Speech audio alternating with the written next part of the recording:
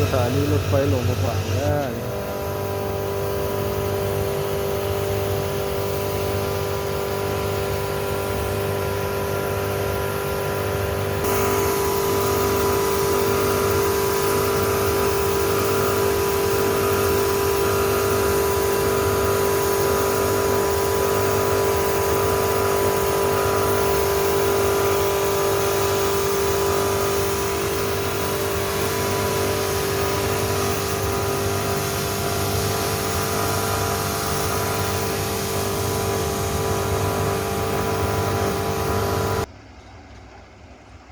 สถานีรถไฟหลวงพระบาง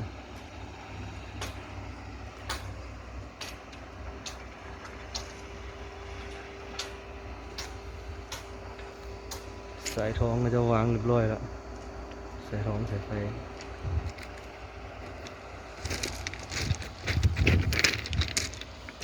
รางรถไฟกว้างประมาณแมตรปลาย